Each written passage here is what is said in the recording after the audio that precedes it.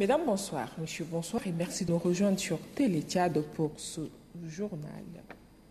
Comme tous les jeudis, le Conseil ordinaire des ministres s'est tenu ce matin sous la présidence du chef de l'État, Idriss Déby Itno. Tout de suite, le compte-rendu de ce conseil, un compte-rendu fait par le ministre de l'Information et de la Communication, porte-parole du gouvernement, Hassan Sila Bakari. Suivez. Le Conseil des ministres s'est réuni ce jeudi 8 novembre 2012 sous la présidence de son Excellence Idriss Déby Itno, président de la République, chef de l'État. Le Conseil a adopté 2 projets de loi et un projet de décret et a suivi une communication. Au titre de communication, le Premier ministre, chef du gouvernement, a présenté au nom de l'ensemble du membre du gouvernement sa reconnaissance à Dieu le Tout-Puissant d'avoir protégé les chefs de l'État et la délégation qui l'accompagne lors de l'atterrissage raté de l'avion présidentiel à Calaït. Pour le chef du gouvernement, il n'y a meilleur décret que celui de Dieu. En clair, la mission du chef de l'État à la tête de la nation doit se poursuivre avec la bénédiction divine. En retour, le président de la République, chef de l'État, s'est dit très touché par la marque de sympathie et l'élan patriotique des Tchadiens à son endroit. Les messages de soutien, de solidarité et de compassion que mes compatriotes ont adressés à mon égard ont été très réconfortants pour moi, en retour qu'ils reçoivent toute ma gratitude et je continuerai à servir mon pays, la nation tchadienne, avec dévouement et passion pour le bien-être du peuple tchadien. Devait affirmer le chef de l'État avant d'instruire le gouvernement à faire aboutir l'enquête sur les causes de l'accident et la rendre publique. Le président de la République a rappelé que c'est le 7e cas en 5 ans. Il est inconcevable de continuer à perdre les investissements pareils. Une structure chargée de contrôle et de vérification doit être mise en place pour constater les causes et corriger les imperfections d'application, de conception ou d'erreurs humaines, a-t-il conclu. Au titre du ministère du Plan, de l'Économie et de la Coopération internationale, le Conseil a examiné et a adopté un projet de loi autorisant le président de la République à ratifier l'accord de crédit pour le financement du projet d'urgence d'appui à la production agricole au Tchad, PAPAD, d'un montant de 17 milliards de francs CFA. Ces projets visent, entre autres objectifs, l'accroissement de la production agricole, l'émergence des filières porteuses, la gestion des ressources naturelles, la promotion du monde rural, l'amélioration des interventions publiques et le renforcement des infrastructures rurales. Il couvre 5 régions, à savoir le Darsila, le Guéra, le Salamat, le Mandoul et les Moyens-Chari. Pour le chef de l'État, ces projets correspondent aux besoins réels de nos populations avec des résultats attendus quantifiables. Il a instruit les ministères de l'Agriculture de s'approprier ces projets et de faire le bon choix des ressources humaines devant les mener à bon port. Le Conseil a insisté sur une large communication de ces projets en impliquant tous les acteurs des régions précitées. Au titre du ministère de la Justice, de l'assainissement public et de la promotion de la bonne gouvernance, le Conseil a examiné et adopté un projet de loi portant code de protection de l'enfant. Ce projet est le premier du genre d'une série de réformes textuelles qui viendront moderniser notre législation. Le code de protection de l'enfant répond à une double nécessité. La première, c'est l'harmonisation des législations avec les instruments juridiques internationaux ratifiés par notre pays, tels la Convention relative aux droits de l'enfant et la Charte africaine des droits et du bien-être de l'enfant. La deuxième, c'est l'amélioration et le renforcement du cadre légal institutionnel de la République du Tchad en vue de renforcer les droits et les protections de l'enfant. Au titre du ministère des Mines et de la Géologie, le Conseil a examiné et rejeté un projet de loi portant création d'un Fonds national de développement minier et géologique FONDEMIC. Au titre du ministère du Tourisme et de l'Artisanat, le Conseil a examiné et adopté un projet de décret fixant les modalités d'organisation et de fonctionnement de l'Agence nationale de développement de l'artisanat. Ce projet de décret vient compléter les dispositions de la loi 15 du 15 juin 2012, dont la mission est de développer, de promouvoir et de professionnaliser les activités artisanales au Tchad. Commencé à 10h, le Conseil a pris fin à 11h15.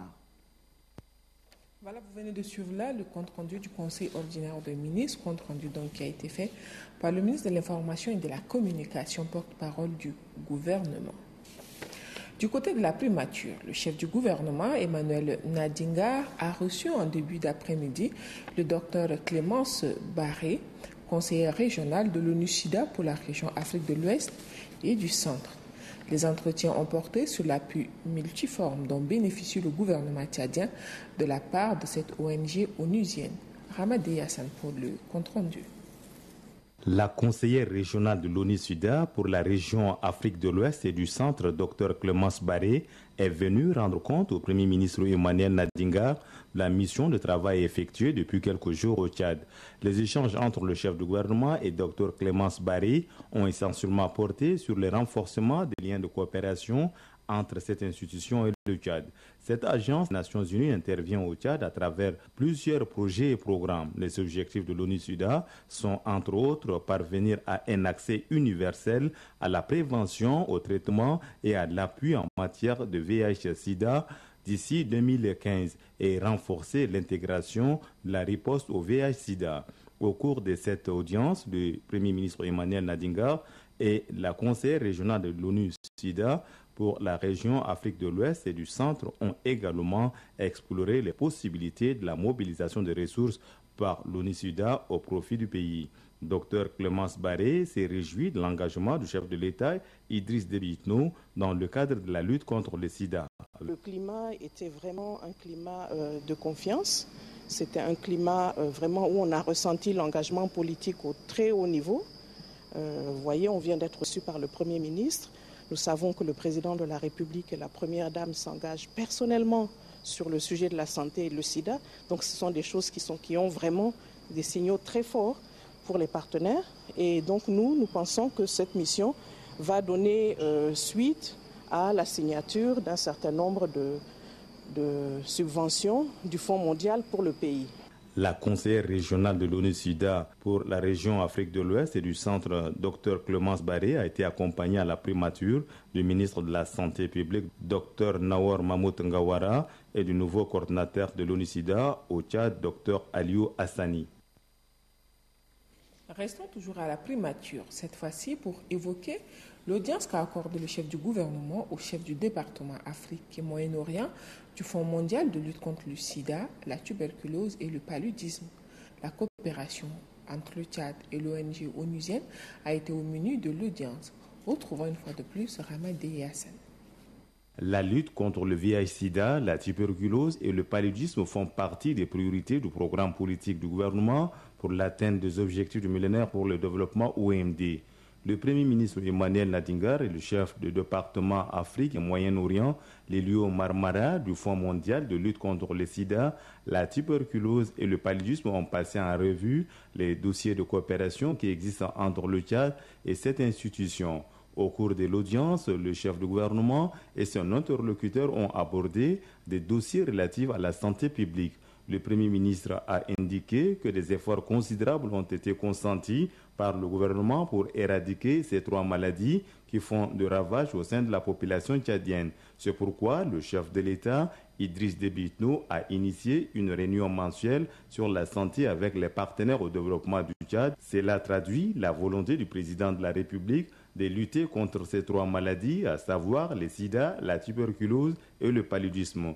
Le chef du département Afrique et Moyen-Orient, Lelio Marmara, du Fonds mondial de lutte contre le sida, la tuberculose et le paludisme, a salué l'engagement au plus haut niveau des autorités tchadiennes qui ont décidé de consacrer une importante part du budget national au ministère de la Santé publique. Nous avons des investissements très conséquents dans les trois maladies qui comptabilisent 100 millions de dollars américains jusqu'à ce moment.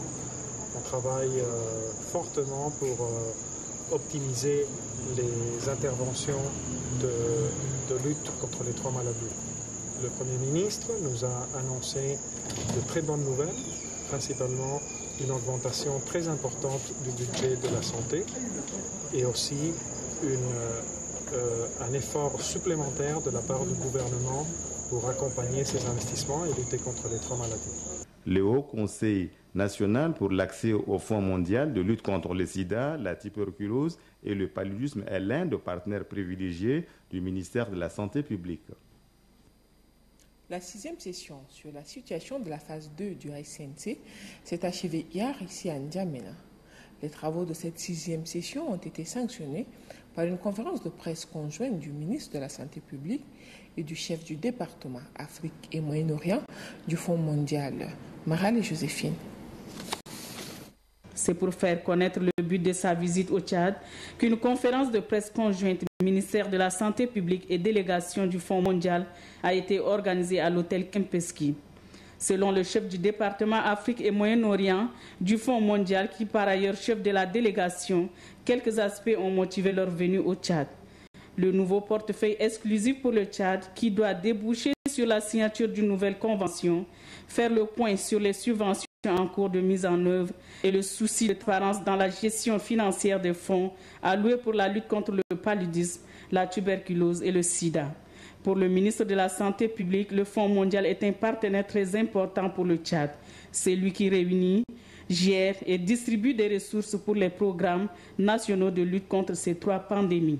La 6e session qui a réuni le ministre de la Santé publique et son personnel technique et la délégation du HCNC a permis de faire la situation de la phase 2 de la subvention du Fonds mondial en appui à la lutte contre la tuberculose pour une période de 3 ans. L'évaluation de ce plan dans les 6 prochains mois donc, nous permettra au ministère de la Santé publique et à ses partenaires, au HCNC et ainsi qu'au Fonds mondial de décider ensemble, en cas de besoin, de nouvelles mesures de synergie nécessaires à la réalisation des OMD. Pour permettre au Tchad de relever le défi, une convention de plus de 2,216 milliards a été signée entre le ministre de la Santé publique Mahmoud Naor Ngawara et le chef des départements africains et Moyen-Orient du HCNC, Lélio Marmora. Dans le reste de l'actualité nationale, les députés ont examiné et adopté ce matin un projet de loi portant ratification de l'accord de financement supplémentaire au projet d'appui au développement urbain dur. Ce financement additionnel va permettre d'accroître durablement le service d'eau de qualité dans les centres où opère la Société tchadienne des eaux, STE. Les précisions dans son reportage de Matmoussa Abba, Micheib. Le projet de loi soumis à l'appréciation des élus du peuple est porteur d'espoir. Financé à hauteur de plus de 12 milliards de nos francs, il vise la réalisation des réseaux de drainage des eaux pluviales et d'alimentation en eau potable dans les villes de Moundou, Sar, Abéché et N'Djamena. Le projet d'appui au développement urbain PADUR est concerné par ce financement issu d'un accord signé entre le Tchad et la Banque mondiale. Ces fonds permettront de construire des ouvrages et d'acquérir de nouvelles installations. Le budget prévoit également la révision du plan directeur d'eau et la mise à jour du système d'information des agents de la Société tchadienne d'eau, STE.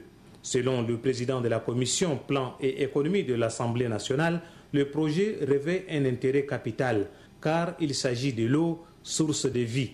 Au cours de débats, les députés ont posé au ministre du Plan quelques interrogations qui ont trouvé de réponses. Dans le document, il est prévu que la STE ait la responsabilité de gérer le réseau d'eau dans 11 villes.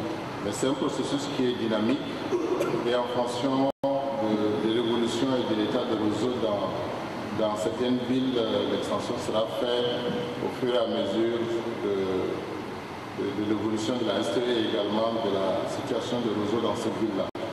Après avoir été édifiés, les députés ont approuvé à l'unanimité le document. Voilà, et c'est la fin de cette session d'information. Je vous remercie de l'avoir suivi.